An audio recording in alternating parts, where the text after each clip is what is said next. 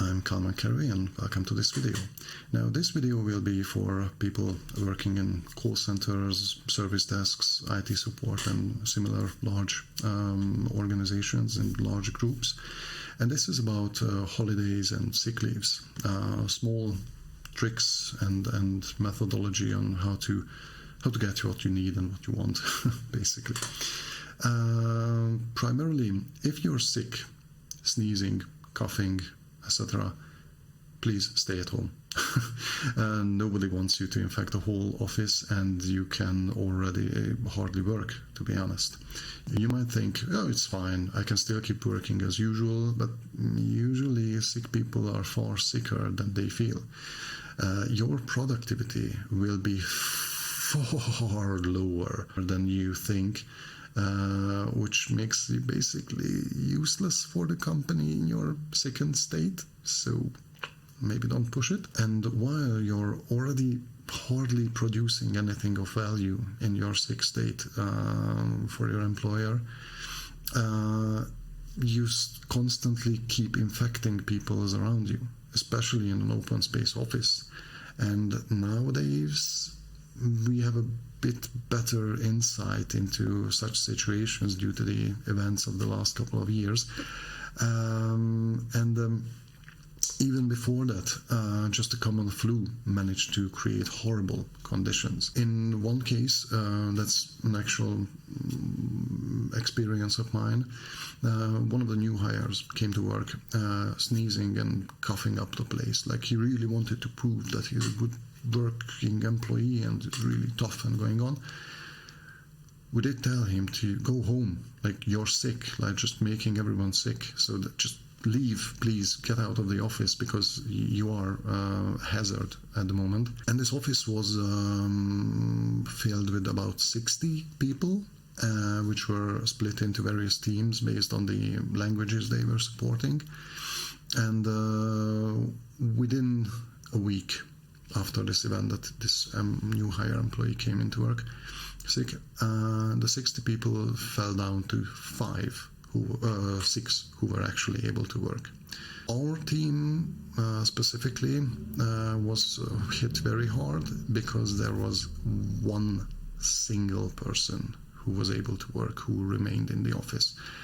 And yeah, a workforce drop from 100% to 10% is like really drastic. That's where the bosses just say, we can't do anything, we can just wait for the people to heal up and get back. But that basically could be directly followed back to that one person who came in very sick and just infected the whole office, basically.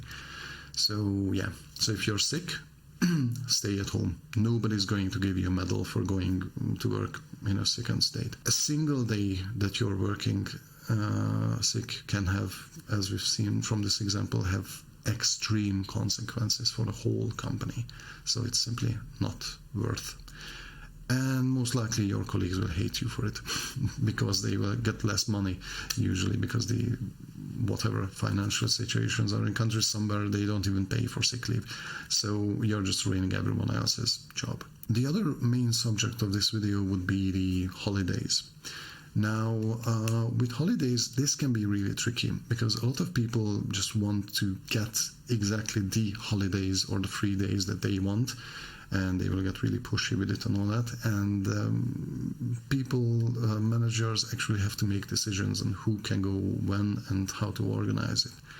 So if you have a system or a shared file or whatever showing all the holidays taken by teammates, check, especially as a new employee, check and pick the empty parts.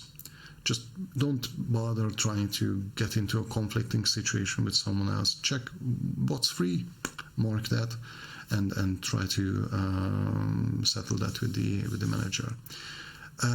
This actually might be quite obvious for some, but I've seen several situations when there was a huge conflict and almost full-on arguments and fighting going on regarding these holiday reservations. And the problem is that a lot of people think that their holiday is the most important, but It's not.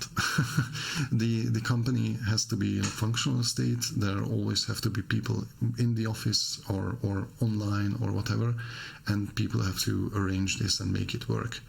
So if you keep making the holiday assignments easier for your boss by picking these empty sections in the beginning, you are more likely to be asked next year in advance when you want your holidays throughout the whole year, maybe.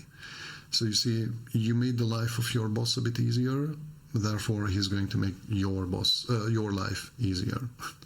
It's business. This works really well with teams of mostly young people, but you have to consider that there are people with families, kids, or especially those whose family lives abroad.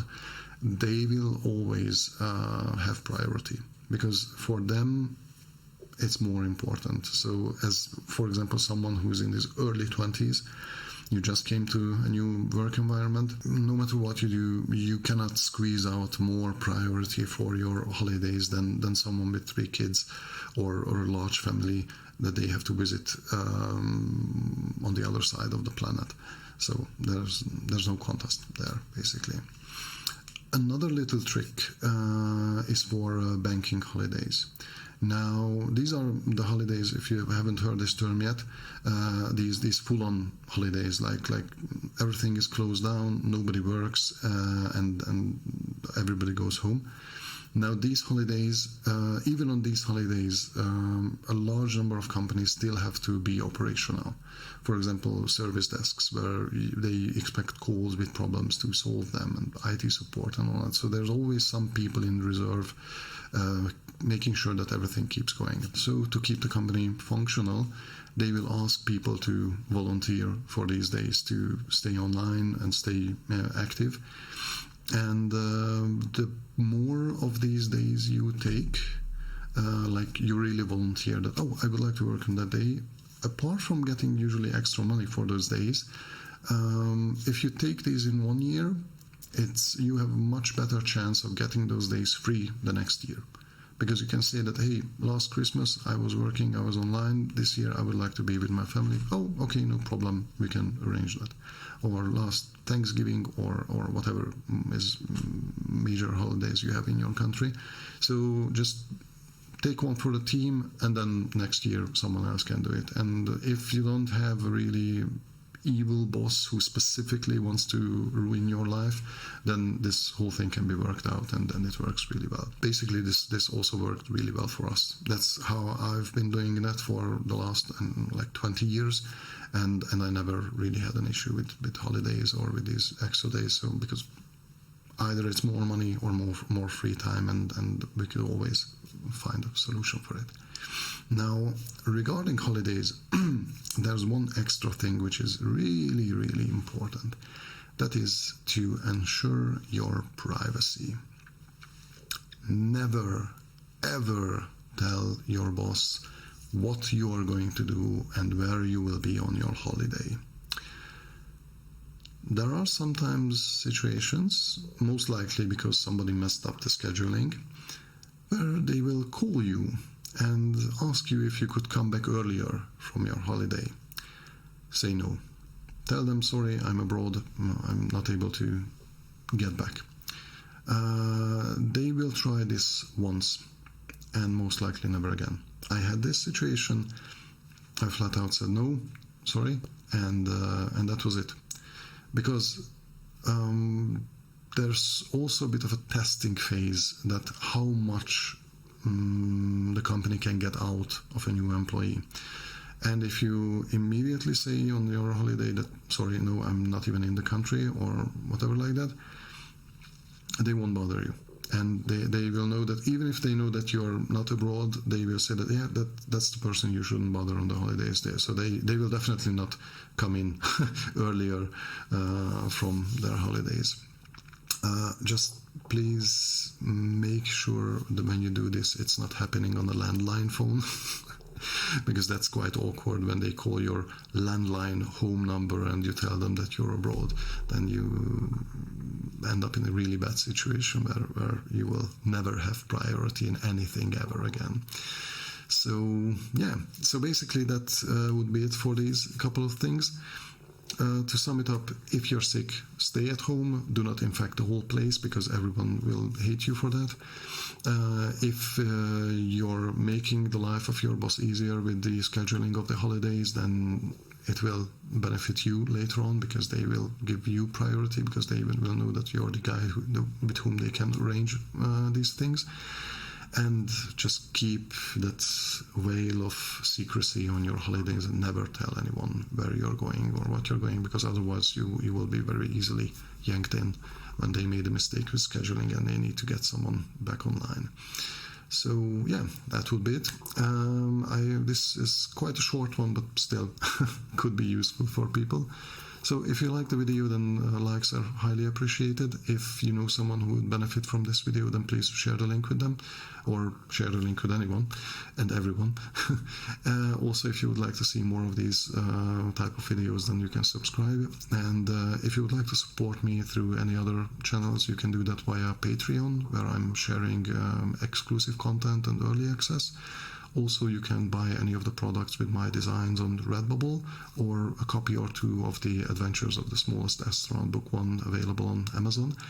The links will be in the description. And if you agree or disagree with anything I've said in the video, then feel free to comment. I won't judge. Okay, thank you for your time, and bye.